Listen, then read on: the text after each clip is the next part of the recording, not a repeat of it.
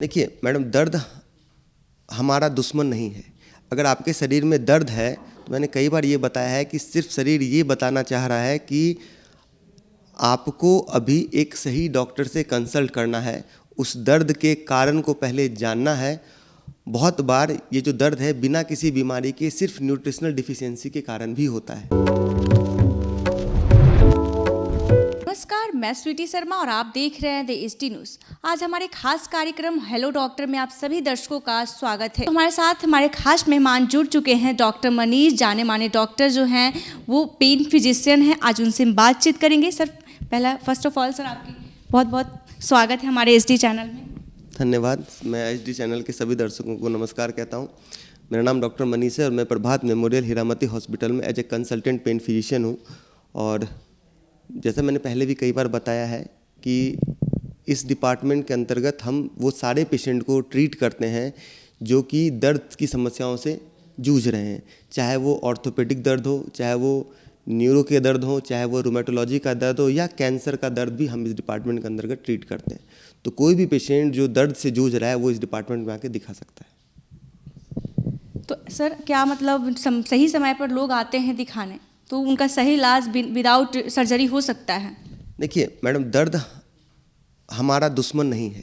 अगर आपके शरीर में दर्द है तो मैंने कई बार ये बताया है कि सिर्फ शरीर ये बताना चाह रहा है कि आपको अभी एक सही डॉक्टर से कंसल्ट करना है।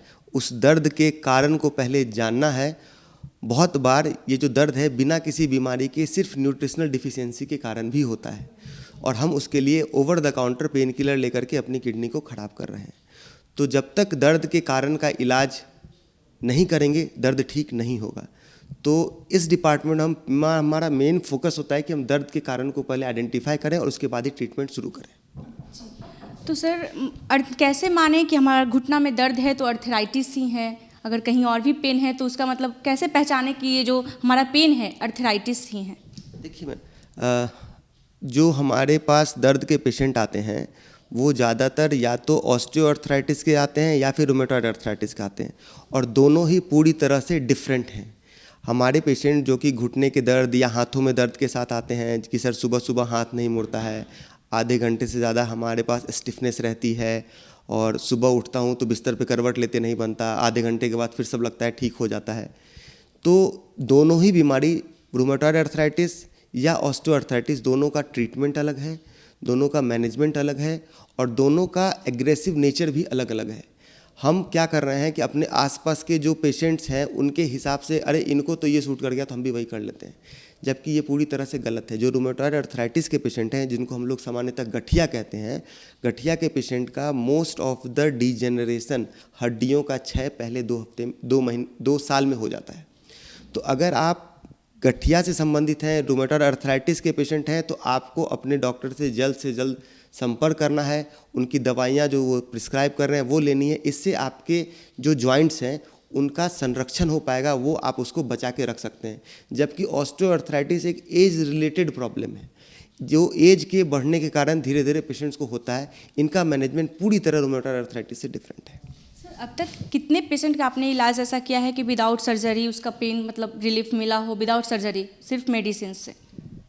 नॉर्मली जब हम किसी पेशेंट को ट्रीट कर रहे होते हैं तो देखिए इलाज के 3 तरीके हैं। या तो हम पहले उसको दवा देते हैं और उसके बाद अगर दवाओं से ठीक नहीं होता है तब हम उसको इंटरवेंशन जो कि सुइयों के द्वारा की जाती है। बहुत सारी दवाइयाँ सुइयों के द्वारा हड्डी के अंदर, जॉइंट्स के अंदर, नसों के ऊपर दी जाती हैं।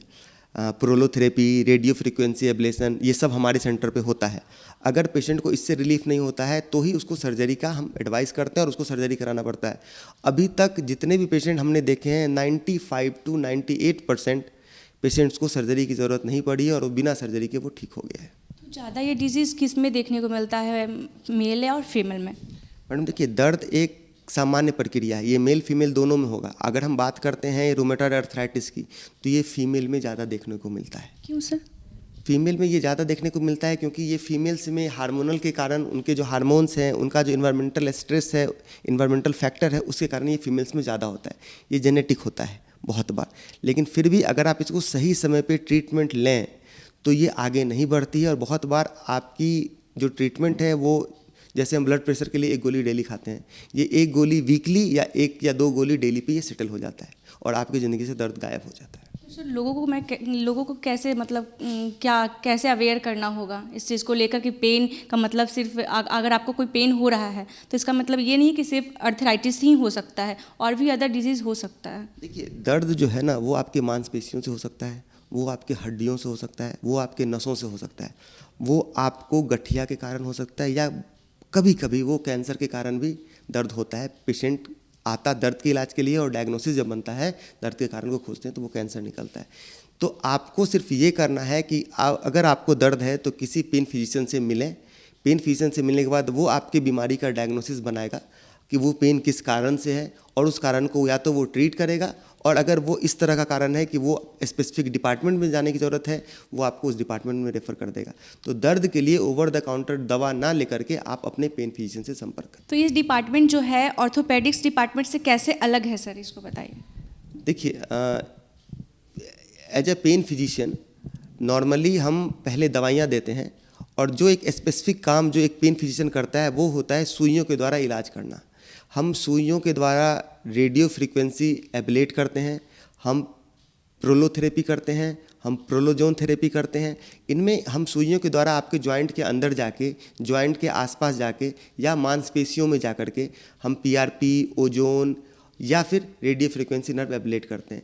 ये एक स्पेसिफिक काम है जो एक पेन फिजिशियन ही करता है सामान्यतः। अगर पेशेंट को इससे रिलीफ नहीं होता है और सर्जरी की ज़रूरत पड़ती है, फिर हम उसको ऑर्थोपेडिक डिपार्टमेंट में रेफ़र करते हैं सर्जरी के लिए।